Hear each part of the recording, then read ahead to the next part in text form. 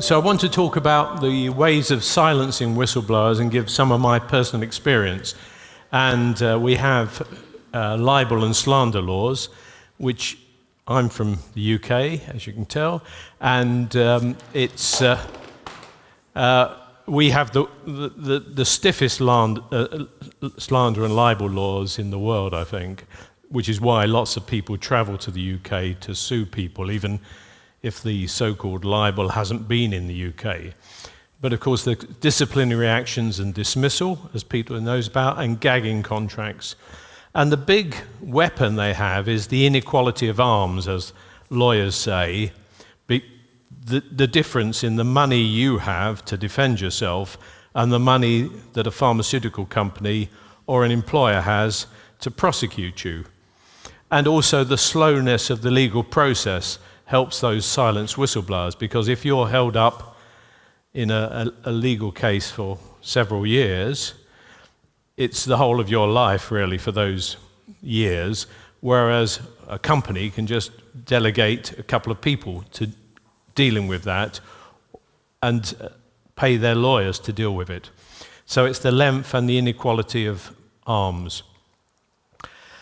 And the libel laws prevent retraction of fraudulent articles. They prevent universities withdrawing degrees gained dishonestly. And the best example I know is the Master of Surgery degree of A.K. Banerjee. It took 24 years for me to get that withdrawn, even though the university knew it was entirely fraudulent. Researchers questioning it stops researchers questioning false claims of commercial interests and exposing misconduct in general. And my story started in the 1980s when I was a cardiac research fellow, and I was working on a drug called amrinone, which it was would improve the treatment of heart failure. And I found it was ineffective, but had horrific side effects. And the company that made it, Sterling Winthrop, now part of Sanofi,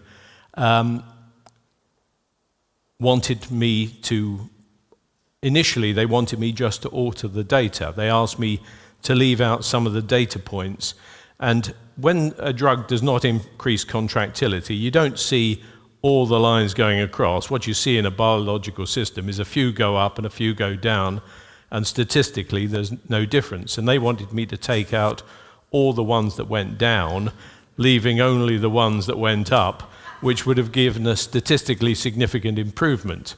And I said I couldn't do that. So they then offered me the equivalent of 2 years' salary not to publish at all. And then when I said that I had to publish, they threatened me with legal action. And then we did publish. And after I published about the side effects of the drugs, which were horrific, it produced thrombocytopenia in 50% of patients given the drug for a week. It produced eosinophilia, polyserositis, intractable vomiting, and it increased mortality by 30%. So it wasn't they weren't really onto a winner. But I published the side effects of the drugs, and 10 days later I was contacted by Dr. Offerhaus from the Netherlands Committee for the Evaluation of Medicine. He said, I don't understand your data, your side effect data. I've got your clinical records forms and these side effects are not on them. And I said, well, they are. And he and I compared my imprint copies of my clinical records forms and what the company had submitted, and they had submitted forgeries, removing most of the side effects. And so the drug was banned in Europe.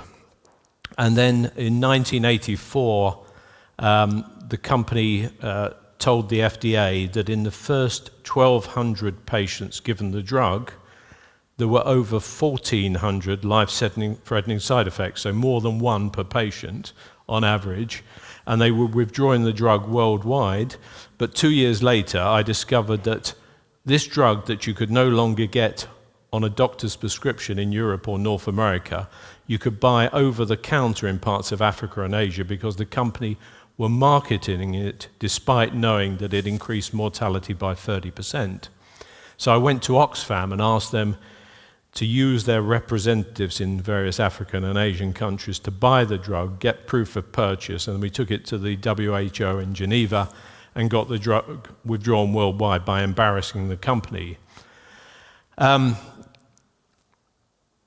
then went to the British Medical Journal, Lancet and Nature, and asked them to describe what had happened, report what had happened. And they all gave me very nice lunches, but they all said they couldn't take on a pharmaceutical company because they didn't have enough money to combat them. So I went to the Guardian newspaper in the UK, and they published about it on the front page, the back page, and the whole of an inside page, and on subsequent stories, because their lawyers said there would be no problem defending an action. Well, I then became more and more interested in research fraud, and then Richard Horton at The Lancet asked me to write an article about it after I'd spoken at a meeting in 1996. He asked me to write about the code of silence that kept people reporting misconduct. And you'll see at the bottom the footnote here. It says, documentary evidence corroborating Dr. Wilmshurst's article was made available to The Lancet. Now, most of my articles about misconduct have something like that at the bottom. Journals will publish my research articles. I'm a cardiologist. I write articles about treatments, and they have implications for survival of patients. And no journal has ever asked me to produce evidence that I got those results. They've never asked to see the data. But in this case, I had to go through the article sentence by sentence with Richard Horton, checking the document to make sure that what I said was correct. And that was the first time that King's College London threatened me with a libel action because I pointed out they'd concealed research fraud for a decade. First of 3 times and I reported 2 of the people I described in this article. I reported a number of them actually to the General Medical Council, but the first 2 to come up were A.K. Banerjee and his boss, Professor Tim Peters. And they were at King's, and they were found guilty by our regulator, the General Medical Council, of serious professional misconduct, the highest sanctionable finding, for falsifying research for a decade. And the important thing was that King's had known for a decade, they'd had an inquiry, and their response was to destroy the evidence and silence the whistleblowers. I wrote about this in the BMJ in this article, Institutional Corruption in Medicine, and it's important to realize that Professor Peters was not only the head of a department, he was the Associate Dean for postgraduates and higher degrees. So it is for London University, so it's particularly relevant that his student had falsified his higher degree. And Peters was aware of it and had let him submit it even though it was entirely made up. Now, if you want to look this up, you won't be able to see it on the BMJ's website. Oh, sorry, because the BMJ, although I should say that they also put this statement, documentary evidence corroborating this article was made available to the BMJ, and their lawyers okayed it, but then King's threatened legal action the second time. And then the BMJ agreed to take it off their website. And if you read this, if you go to the BMJ's website, you'll see that this article has not been retracted, but for legal reasons has been withdrawn from the website. So it's true, but you can't see it. So when I wrote about this again, the 3rd time, when Banerjee, by then, Banerjee had been suspended initially from the medical register for a year. He got back on for 1 day, and I reported him again. He was suspended 3 weeks later and then struck off, so he was removed from the medical register. And he was off for 6 years, so he was off for 7 years, bar 3 weeks. But then he remarkably got a national honour for services to patient safety. But he only managed to keep that for 2 months because I complained to the government that this man was a crook. But if you look at the article I wrote about that, you'll see my first reference in the BMJ is to this article that the BMJ won't let you read. So they're prepared to cite it as a reference, but not let you read it. You can still see it, of course, if you've got a paper copy, and if anyone wants the PDF, I can send them one. So that was then, and I've been sued a number of times since for libel, and I was sued by NMT Medical when I was the principal cardiologist in this trial. You'll see, it doesn't really matter what the trial was about, but it was about closing holes in the heart using a device made by NMT Medical. Dr. Dowson and I were co-principal investigators, and the other members of the steering committee were Dr. Mullen, Dr. Muir, and Dr. Nightingale. Dr. Mullen has declared that he's got lecture fees from NMT Medical, the sponsor. He's forgotten to mention that he was also a consultant of the company and owned shares in the company. And so did Dr. Dowson. It slipped his mind. Dr. Dowson has also forgotten to mention, and this was not known to me till some years later, that he'd already appeared before the GMC for falsifying research in an entirely different medical trial. Anyway, we published the data, and if you look at this, you'll see there are 15 authors, but you won't see Dr. Nightingale or my name. Here you'll see that Dr. Mullen has now declared he also was a consultant of the company and had share ownership. Dowson still hasn't. He owns shares in the company. He was paid a significant amount. For the 4 years of the trial, he was paid £2,000 a week, so we're getting on for £400,000. Plus, he was paid about £50,000 for recruiting patients, so getting on for £500,000. But it slipped his mind to mention that as a conflict of interest and his share ownership.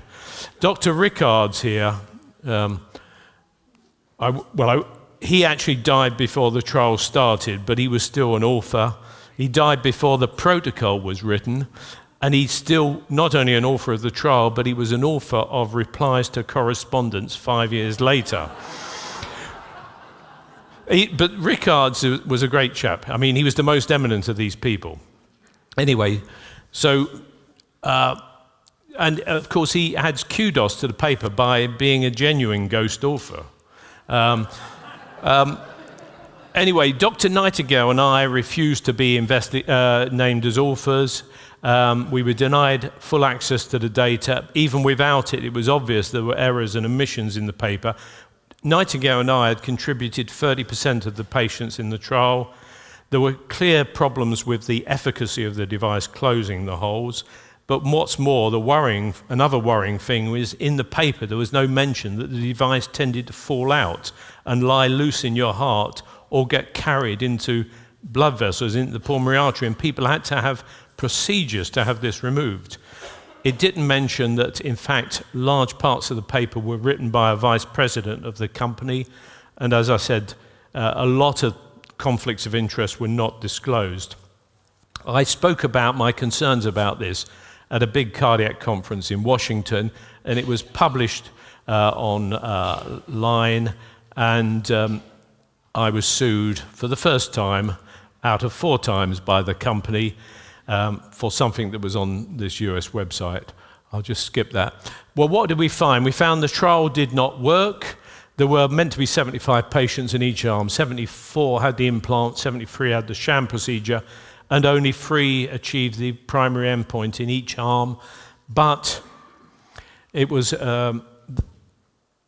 the company should not have known who any of these patients were, but they somehow found out because patients were identified only by an alphanumeric code. But they found out who these 3 patients were, all 3 of them with an implant who achieved the primary endpoint were patients of doctors who owned shares in the company. The company discovered their identities, and they appeared on rotating banners giving their testimonials for this device. They appeared on the cover of their annual report, inside the annual report. They even appeared here on an NHS website where Dr. Mullen, shareholder in the company, so this Their study indicates that as many 40% of patients could have their migraine symptoms significantly relieved for intervention to close the holes in the heart. That's an NHS website. The trial showed it didn't work. Here's this Zoe Willow again, one of the patients. Dr. Mullen said, "This is significant news for migraine sufferers. This is the first time this study has shown that closing a PFO can have a substantial effect in reducing the symptoms of patients with severe migraine." It didn't work. Anyway, they sued me for 4 years, 4 times rather. It went on 4 years.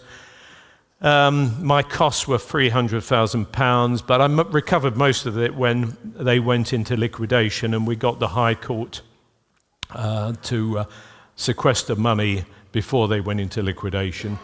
Dr. Dowson, meanwhile, was found guilty for the second time of misconduct in research and suspended from the medical register, and the High Court in London upheld his suspension when he appealed. But they kept his job open at King's College Hospital, and he returned to that. Interestingly, he was on the medical advisory board of a patients group, sort of a patients representative group, Migraine Action, a charity, and he remained on that even while suspended, having been found guilty of research misconduct in 2 migraine trials. So it tells you something about these charities and the sort of people they will employ. So Circulation have published a long correction, a data supplement, new version of the paper, but the correction was by Dowson. It still contains false statements.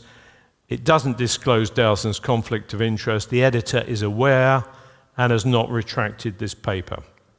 I wanted just to go on to legal action by employers about employees who. And one of those was Kim Holt, these are people I know well through a whistleblower group.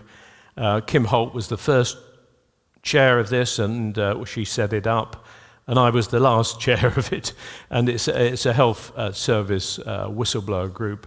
And after there was a death of a child who was in child protection called Victoria Climbier, after she was killed by her parents, there was an inquiry, and it was decided that they needed to beef up the child support services in Haringey, a part of London, and Great Ormond Street Hospital was asked to develop that. And Kim Holt and 3 colleagues were put into the service to develop it.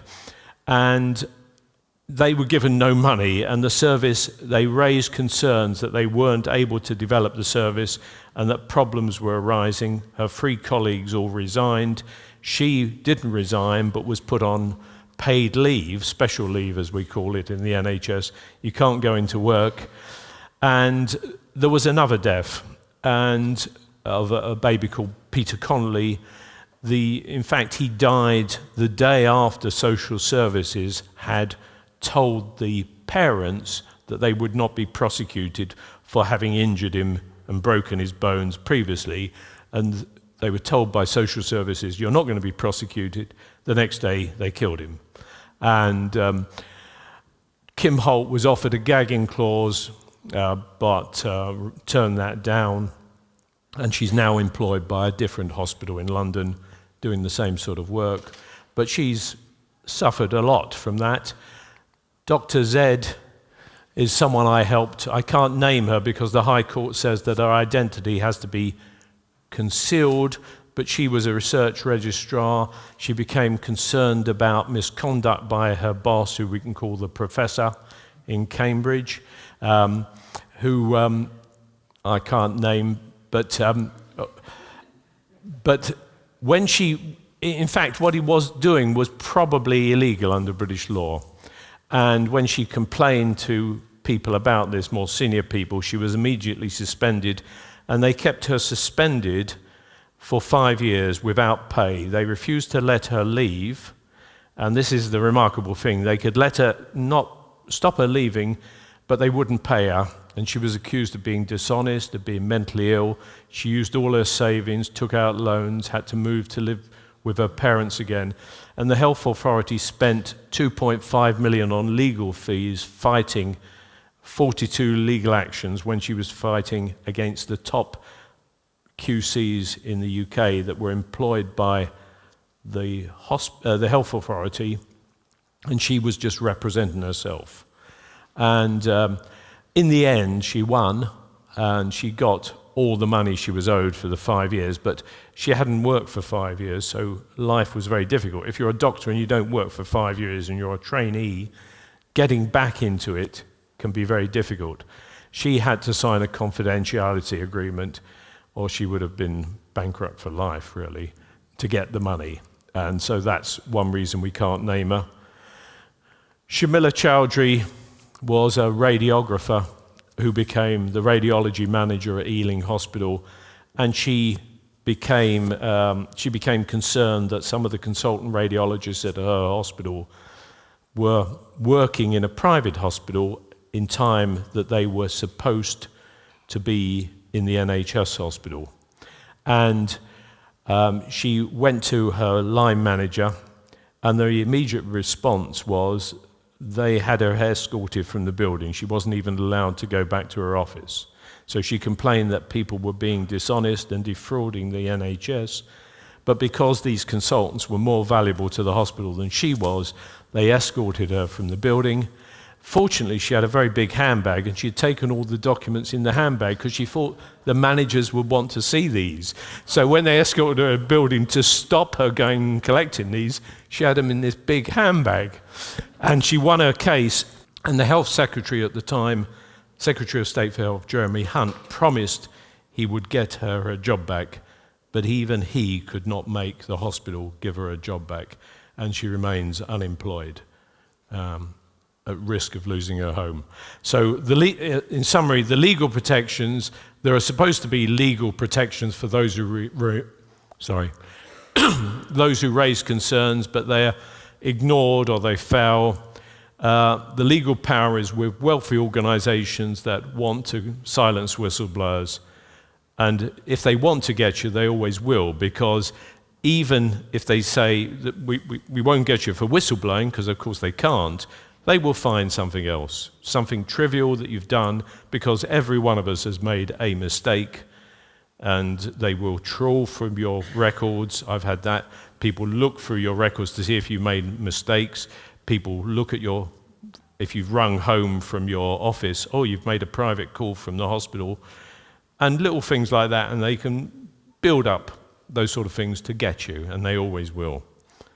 Thanks very much.